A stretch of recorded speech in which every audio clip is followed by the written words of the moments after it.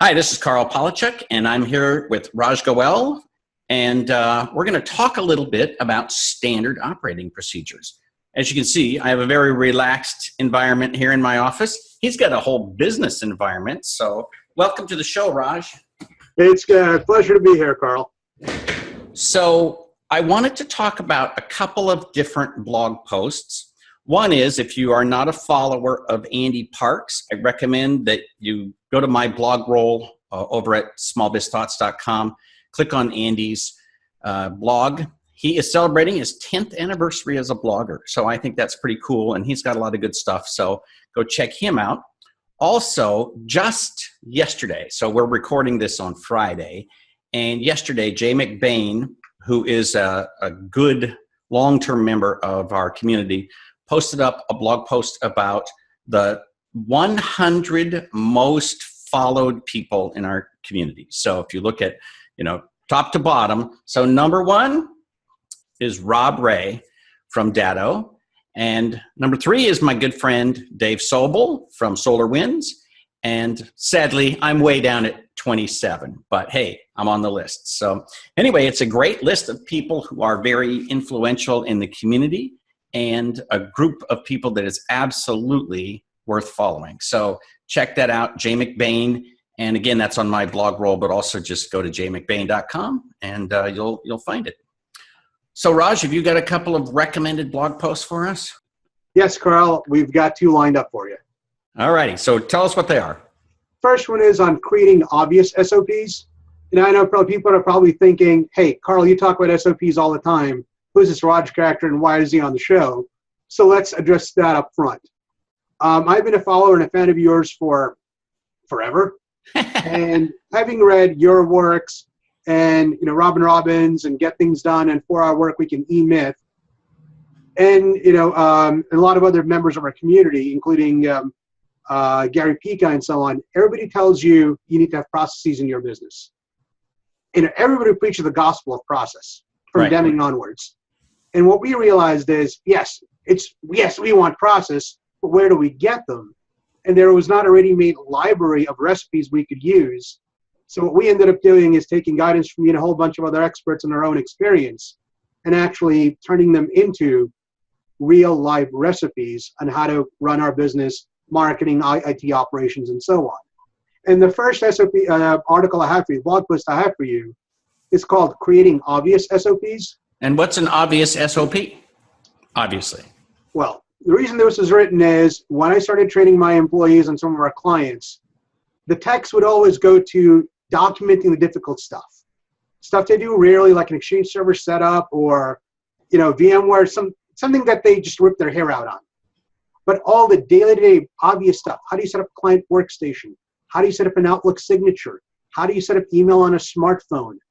How do you reset a password in Windows? It's obvious. Well, it's obvious to you and me. It's obvious to technicians. It's not obvious to the end user. Right. And so we go through a big cultural adaptation of encouraging and incentivizing our staff and our clients to document the obvious stuff. And if you're a good manager and you've got processes in place, and most businesses do, if you're not having your people document the obvious stuff, you're leaving a lot of money and a lot of productivity on the table. Right. Well, it's interesting because it's also the case that sometimes we forget the obvious stuff. I have, on more than one occasion, been faced with a Windows 7 machine, for example. And I'm like, oh my God, how do I do this thing? Because I know how to do it on my machine, but, I'm using Windows 10 or Windows 8 or whatever. And so I'm going to switch to the other glasses. There we go. I can see you now. But, there's little stuff. Plus, there's things that you do all the time that drive consistency, right? And if the thing that you do every single time is the same every day, you can really drive a lot of consistency and profitability into your company. Yes, the other thing we learned is as our team is growing, what one technician or one person considers obvious is not so obvious to the other person. And so when we would take, task A for a client A, set up a machine at client A, and give it to the second employee, they would do completely different results and get something wrong or something different because they didn't do something, that's obvious. Well, everybody knows where the domain password is. Everybody knows where these drives need to be mounted. Well, no, it's not obvious. And so encouraging and really diving into, are we documenting the obvious SOPs, has made our clients love us more than anything else we do. All righty. And have you got another one for us? Yep. And the second one is actually an interview that Sweet Process blog did with me about 2 years ago. Because I was exchanging communications with the writer and the author. And he's like, you're traveling so much. You're in so many conferences. How does your business run? Are you doing any work at all? Because if you're on the airplane every other week, people start to wonder, do you actually have work? Do you actually have a job? Or right. You're just a face with a smile at a conference?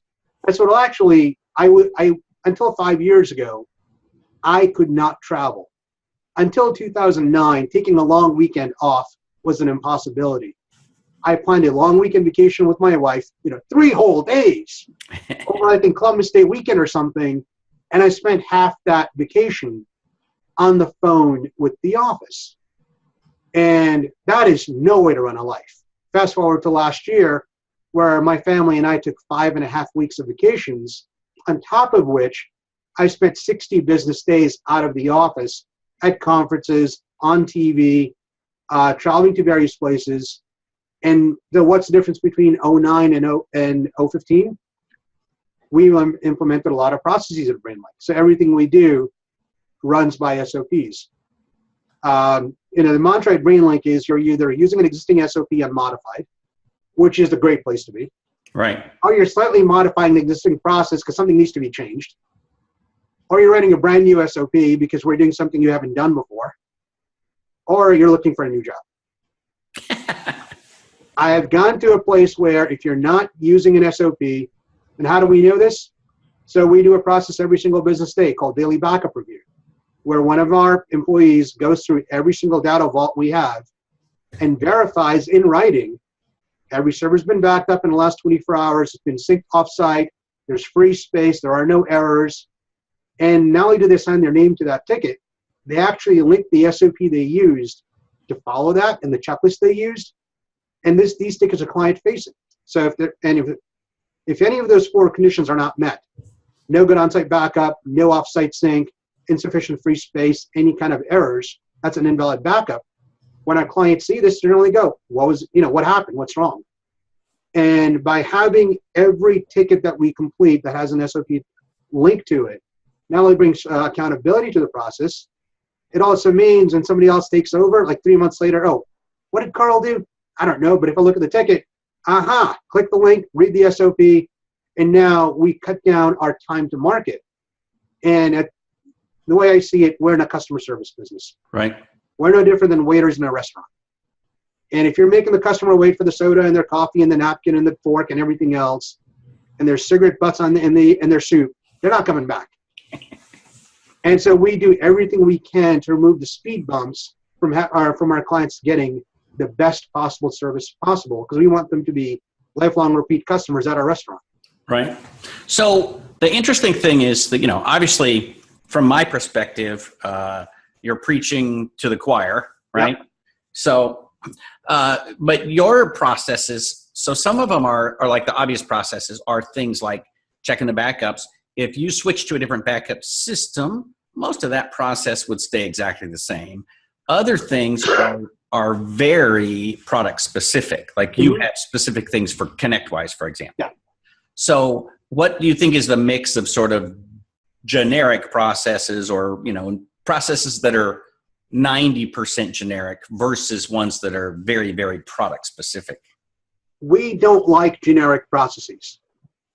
So the daily backup review is a generic process, but the way it's currently implemented is with this current version of Datto. So when Datto went from Series 2 to Series 3, our SOPs had to be updated. Because it's, if you're just using the same old process from 3 years, 6 years, even 6 months ago, and the product changed dramatically, you're either leaving money on the table, or you're creating new problems, or you're leaving efficiencies on the table. We will not use a VMware 5.0 SOP for VMware 5.5 or VMware 6. VMware 5.1, we might, because it's very similar.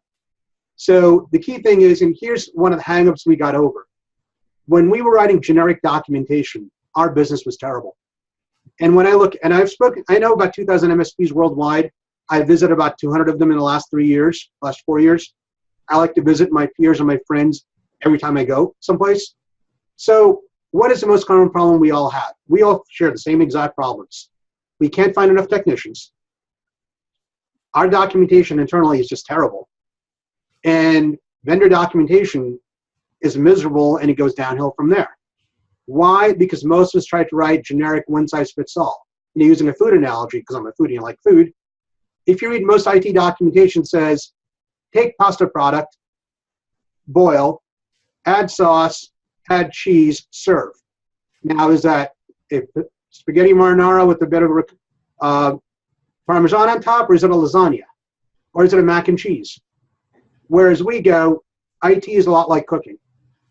Macaroni and cheese is macaroni and cheese. Macaroni and cheese with truffle oil is a slightly different dish. Lasagna is different. Spaghetti is different. When look in your kitchen, look in my kitchen. We have 30 cookbooks in my kitchen, several thousand recipes. I've got 200 recipes for soup. Why? Because that little, that butternut squash recipe with cinnamon is very different from the one with nutmeg. Tiny little differences make a big change. And so we're a big fan of create as many SOPs as you like. We'll never run out of storage. We'll never run out of database licenses. And I'd rather have, this is how we install your workstation at that point in time. Because if I've got to do 10 more of these in the next quarter, there's a very high likelihood nothing major is changing. But if I'm doing, say, Windows 7 to Windows 10 replacement, we will actually gut the entire SOP, start from scratch, because we don't want to bring the old thinking models into a new environment. We've gone through 7 different backup products. Right. Each backup product, we have specific SOPs because no 2 vendors are alike, and no 2 vendors have the same capabilities or competencies. Even Veeam versus Datto, theoretically, they both do full virtual backups. But how you back up, how do you check, how do you restore are so different, and the mental model is different. Our Veeam SOP is different from a VMware SOP. So let me ask you about your business. So, Sure. What products do you use? How many employees do you have? The whole deal. So give me a Sure. sense of who you are and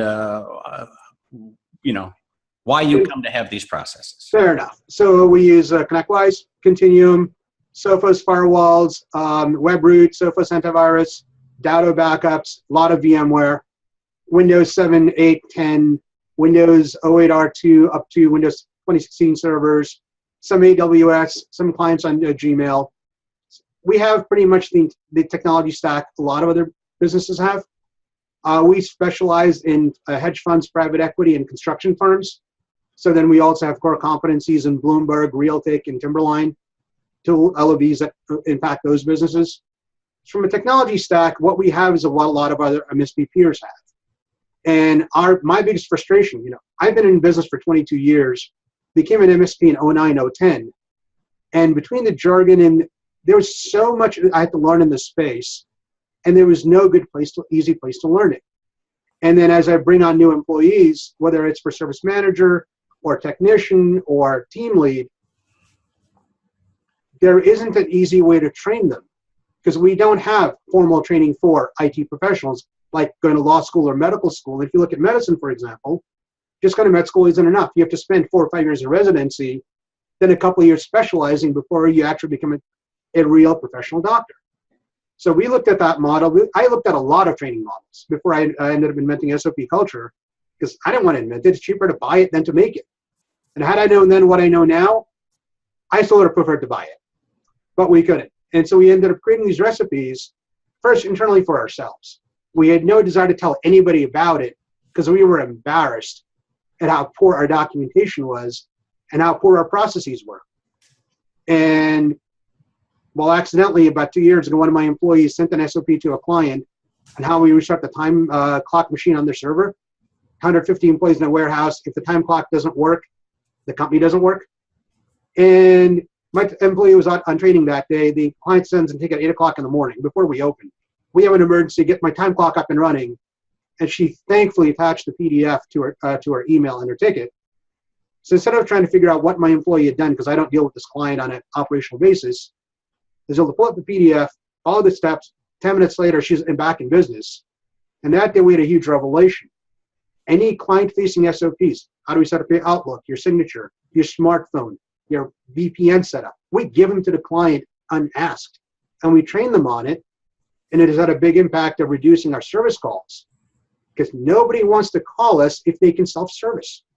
Hey, doesn't make my rates go down, makes my profitability go up. Exactly. So they're still paying you every month on a flat fee, and life is good. So, so financial services, private equity, this sounds like your clients are really rich. Some are and some aren't, and that's why we will see of construction, which is the exact opposite business. Financials are very rich, and they give us the ability to buy a lot of very high-end products. The construction, on the other hand, is the exact opposite business. They don't have a lot of money. They have very poor connectivity. I've got clients where they've got 10 people working out of a trailer with a 3G, 4G data card. And so we intentionally look at these two products as financially hedging them. In the New York market, when financials are high, construction tends to be low. When financials are lagging, the construction tends to be high. So this is our financial hedge for ourselves. Right. And operationally, by working with these two extremes, I've got all the money in the world, failure is not an option.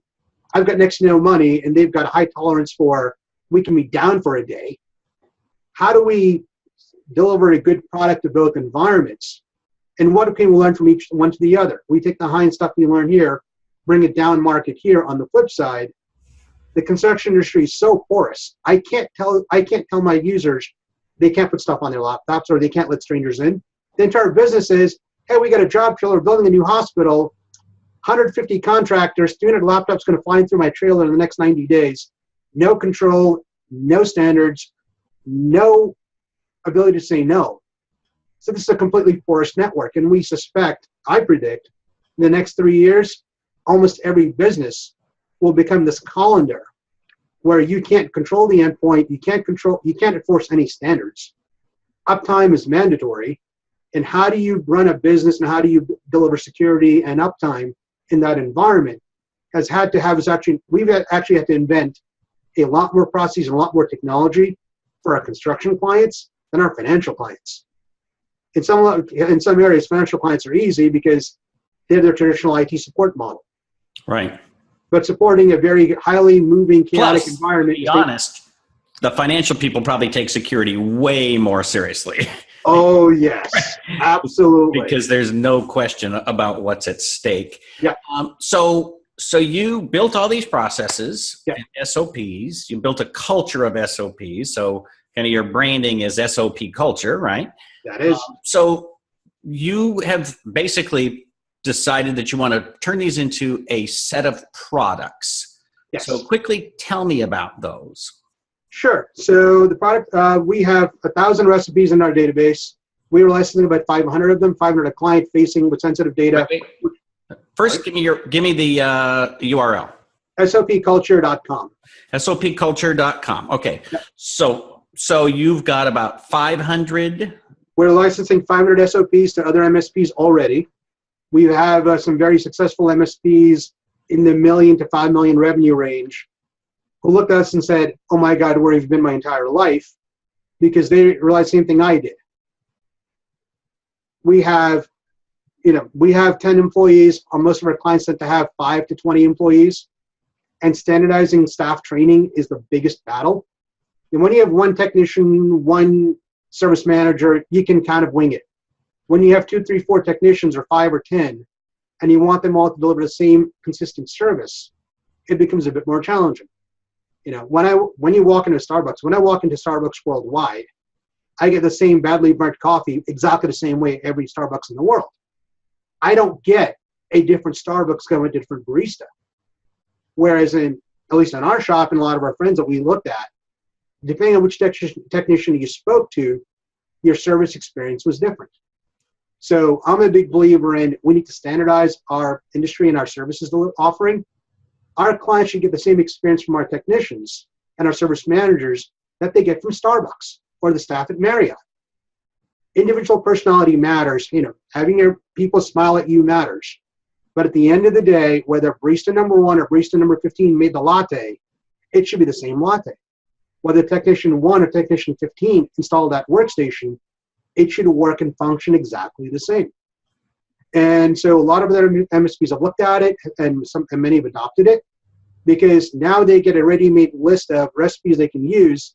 They also get our runbook technology and our platform and how we train our employees. So when I had a new technician 2 weeks ago, day 1, hour 4 of his job. First 3 hours are, hello, let's go through all the paperwork, health insurance, W-2, all that. You'll line out a quick lunch break. Hour 4. Here is your brand new laptop, your brand new phone, and your 1,670 legal page PDF of 70 recipes, not 700, not 7,000, but the 70 most important recipes you must master in the next 90 days. And what we also discovered, both us and our SOP culture clients, is our clients. We have a real estate client, we've got a financial client who are actually paying us very large consulting fees to embed SOP culture in their business, because they have 20, 30, 40 employees. Their customers are all over the map. Their employees did it.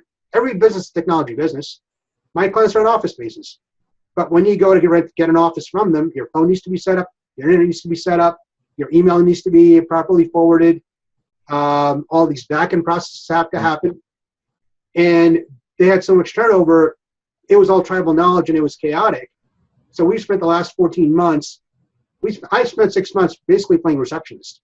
I and my team learned what their receptionists had to do, and we actually gave them a 300-page manual that they go through in 3 hours with each and every employee, which cut out so much downtime and so much client aggravation. So with your new employees, how do you evaluate their knowledge of these SOPs? Or do they need knowledge of the SOPs, or do they just need to know how you execute an SOP and where to find it? So the whole purpose of the first 90-day training is they actually get to do the SOPs. We've identified the 70 most critical ones they need to do. Starting with the first SOP they follow is how to set up their email account on their laptop. So we use on-premise Exchange. I or my team lead will log into our Exchange server. We're not giving a new hire domain passwords. But once we get logged in, after the first step is done, the next 27 steps, the new hire follows. How do you click on the EMC organization, create your account, join yourself to the domain? That way, I'm not paying a level 3 employee to do level 1 work. Right. I'm also not accused of, oh, you misspelled my name.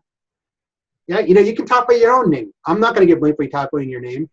And the SOP ends with them adding themselves to the right groups, them adding themselves to a reflection for spam filtering, and then doing an end-to-end email test between their personal account, their BailLink account, back and forth. This does 4 things. It frees up my level 3 to do real client-facing work, trains my new hire that we do everything by the process, avoids the whole you misspell my name is not right, my email isn't working nonsense. They don't get to move to the next SOP till their email is working. And it also trains them at a gut level that whenever you set up an account for anybody, it's not enough to go, I got the account set up in Exchange or 365. You have to do end-to-end email flow testing. The next SOP they follow on day 1 is how to strip down and set up your laptop. If you got a Windows 8 laptop or Windows 8, 1, or 10, here's our SOP for it. All the stuff we want you to remove, because every vendor comes with junk in there. Install our knock agent, install our continuum agent, our antivirus, make sure it's on the portal. Next morning, you get to confirm your machine's on the portal and it's been patched. Right. And then they it's all the stuff that you would do with a client, right? They're learning it on their own. So, and then they track every SOP they're doing in their training tickets. And we also have built a project plan for every one of our employees. It tracks these 70 SOPs that they need to do on a day-to-day, week-by-week basis. And when they say they've done at least 2 or 3 times, they mark it complete. That's when I or somebody else on my team will actually quiz them on it. Until you say, you know how to do PRTG, we're not going to bother you. But the moment you say you've completed the PRTG SOPs, okay, Carl, great. Go set me up a PRTG probe to monitor google.com and ping this IP. I got this alert. Tell me what it means. Right. So the product that you're selling is a bundle of 500 SOPs. Correct. And how is it delivered? So it's delivered either you can host it in our cloud. It's a live service. or we can deliver it on-prem to you. And we have clients who go either way. So how is an SOP, how is it delivered as a live service? Like, what do you mean? Like, fair enough. So what you're getting is actually a fully configured Confluent server with all the plugins you need. We set up, if it's in our cloud, we'll set up a dedicated server for you that's only you and your employees have access to. It's not shared with any other MSP or anybody else. We load our library into it. We set up all the permissions and the group structure for you. And we give you 3 different spaces. Our SOPs, which are your reference library, give you your space to create your own SOPs, another space to create your non-SOP documentation, network diagrams, photos, and so on. And we go through a live 1-hour web training with you over GoToMeeting, which we record for you. And from there on, the first thing we ask our clients to do is create 10 SOPs to put in their portfolio. One, if I'm a new employee at your company, how do I set up my email? How do I set up my laptop or my desktop? right. How do I set up desktops for your top 3 clients? So this is a subscription? It is subscription. So the service fee, the monthly service fee, gets me access to your templates, which I can customize, obviously, for my own company, because I might set something up a little bit differently or do things in a different order. Exactly. And then I create my bundle of SOPs. Yes. And some of which may have nothing to do with yours, but I can just upload my own and store it there. And then is this used so that when I go to a client, I access your site and download an SOP or check it off online, or how is it executed? Fair enough. Great question. So it is available online, whether it's on our servers or yours. It's a web accessible service. So if you're setting up a new laptop for yourself or your client, the way we recommend and we train our clients on, we recommend this heavily, is before you send a tech on site, either tech or dispatch somebody is going to have to create the ticket. Need to set up a new laptop for Carl. Great. What's the address? What's the client? What's the SOP the person needs to follow? And then in that ticket, if you're assigning it to a technician, either dispatcher or technician needs to confirm before they leave for the job site what SOPs they're going to be following if it's something that we've already done before. You go on site, you pull up the SOP, and you print it out and you follow it. And the thing we also recommend going forward is we are a big believer in using ConnectWise to its power, so we believe in standard service templates. So if it's a client we've done a desktop setup for before, and we have a client with a desktop setup that's 170 steps in the SOP, 37 tasks in ConnectWise, because we've done about 40 of these for this client. So when that ticket gets created and we accept that work order, our dispatcher or our technician, before going on site, will actually log into ConnectWise, apply the standard service template, which will automatically attach all the tasks and a PDF of the SOP to the ticket. So if the tech is working someplace where there's no connectivity, print the PDF out. Right. And then you can use it online. You can get your smartphone. I'm a big believer in print the SOP out. They'll make more trees. And we're also a big believer in when you go to the job site, print the ticket out. Yes, you can check off in ConnectWise online, you did all the tasks, but I actually require my employees to print the ticket out, sign it by hand, leave it on the client's table, because that adds accountability, because if they're signing their name to something, they're not going to short circuit the process. So interesting question, because I guarantee if you were making this presentation to a live audience, 75 people right now are raising their hand to ask you, aren't you afraid that if you leave the SOP on the client's desk, that they're going to say, hey, now I can just do this myself and I don't need Raj at all? Oh, I get that question every single time. And the quick backstory on that is I actually ended up going through the SOP culture building processes for ourselves. But once a year, because we work in highly regulated industries, and I've been in compliance since 1996 with healthcare, key thing with every compliance is client processes need to be documented. And an article of faith at BrainLink is once a year, we automatically give our clients a complete runbook, all the configuration data out of ConnectWise, all the SOPs we built for them, and all of our standard SOPs that apply to their business. We give it to them in a PDF runbook without them asking for it. They can also ask it on demand. And when we parted ways with the client, whether we fired a client or the client fired us or we outgrew each other, we actually give them their runbook as part of the separation process because A, it's the right thing to do. The client paid us to build these SOPs. Look at healthcare. pre-HIPAA, you went to a doctor, your medical data belonged to the doctor, you went to a new doctor, doctor told you, go pound sand. With post-HIPAA, they can't do that. You want to change doctors, they have to give you medical records. You paid for the service, you get your medical records. Or look at banking. You go to Chase, you put money in, if it's a checking or savings, you can take the money, go to Citibank, Chase can't tell you no. Whereas in the IT industry, it's an open secret, we hold our clients hostage. And one of our marketing lines of duty. It's funny because I guess we're both in agreement on this. You try to hold your clients hostage, right? I've probably acquired 2 clients ever in 20 years that had properly documented networks, or at least where the documentation was left where I could find it. I had one client that they left us, and one of my technicians went to work for the company that took them over. And he said that they had removed their documentation binder. It was gone. They had taken it with them, and the client no longer had it.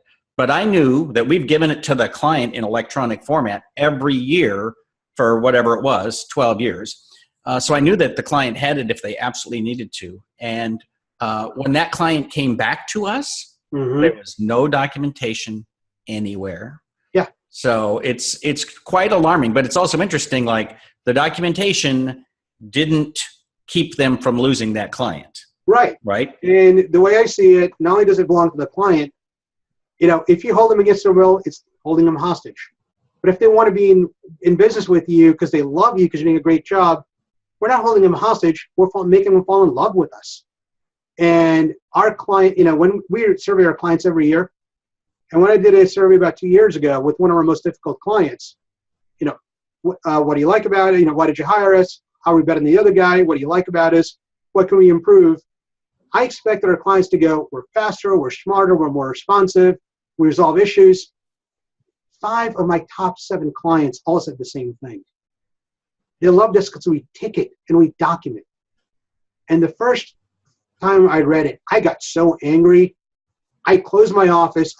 I just went red for like hours. Like, I was insulted. Because I'm like, wait a minute, I thought we were better, faster, smarter. Why are we getting credit for ConnectWise of all things? And then I realized we were getting credit because we actually, from our perspective, I thought we were going to get kudos for being better and smarter and faster. But from client's perspective, they don't care how fast we are. They care how good we are and how diligent we are and how can they trust us. And the more I opened the kimono, the more I opened the books, when we shared up the SOPs with our clients, I was terrified. They were going to look at us like, geez, you guys suck. But we realized instead they were like, oh my God, why didn't these other guys do it before? Right. And to have a client sit there on the annual review meeting, spend half hour bitching about a guy they fired 3 years ago that you replaced. 3 years later, the pain is still there. Yes. And then to have clients, we were not MSP clients first at all. We have a client that owns real estate buildings, apartment buildings. We can't service them. They're too widespread. They're not in our target markets. They said, yeah, we don't want you to manage IT. You got a guy for that. But can you train them? We're not a training company. Yeah, but I've seen your SOPs. Oh, I'm not that big a dummy. And that turned into a nice 6-figure consulting project. So this year, we have 3 clients that are going to drop mid 6 figures on us, about 200K or so in revenue. That they've already dropped it on us for purely consulting. And by doing this, we're making their companies better. We're making them more profitable. All right. So we're almost out of time. But how can people find out more about this, the product, and determine whether or not it's something that they would be interested in and whether they're the right target for your SOPs? Absolutely. Go to sopculture.com. So first thing is we do a free monthly webinar, no charge whatsoever, on our best practices, how we do client onboarding, how we hire employees, how we do security reviews, how we do annual reviews, how we do proactive budget planning. So there's a free topic every month. Sign up. All you will get from us is spam. That's all it'll cost you is some email. Then beyond that, there's some articles. There's a lot of blog posts. And if you want to do it yourself, go right ahead. I'm not going to tell you have to buy my product. If you can do it on your own, if you're time rich and cash poor, do it yourself. But if you get to the stage where most of us get to, where writing the check is easier than spending time on it, we would happily license recipes to you, and it's working out well for our clients who rave about it. In fact, just 3 weeks ago, we did a webinar with a client of ours in Washington, D.C., who runs a very successful MSP, and he saw ROI in 4 hours of buying the product, and his clients love him more than they ever did. And when top MSPs tell you that their clients are loving them more than they ever did because they're doing better documentation, that is an awesome feeling. So I got to say, I have these books on SOPs, right? Yes, you do. I've had people tell me, they in email and at conferences, I love your books. I bought your books. I haven't read them yet. I haven't implemented anything. And I'm like, wow, come on. Like literally every single one of these SOPs will make you money. Yeah. But it does take time and effort. You have to sit down and you have to implement them. And in some ways, I wish that my book had tear out pages so that you could just all right, so I'm going to take this chapter. I'm going to take these, 10 pages. We're going to do that. Because I think sometimes the big book is daunting. It's something where people look at it and they go, oh my God, it's a project. You got to do it all at once. It's all or nothing. And that's not the case. Anything you do to standardize your business will make you more profitable. And the other thing we provide is, along with your licensing, you get monthly access to me and my team. So we actually do live training for our clients. You got an employee that you can't train because he's not listening to you, I guarantee you he'll listen to me or one of my colleagues. And so we actually, part of our service offering is helping train your staff to be more effective, because my end game is to make our industry be as professional and as productive as the other professions. Very good. All right. Well, so it's sopculture.com, and they can find there, I think you've got a list of the SOPs and the different categories that and so forth, and pricing and so forth. And we're going to post up with this your email and your contact information. And so I think that's it. Any final words? I wish my background was as cool looking as yours. I think I'm going to change mine because that is so much better.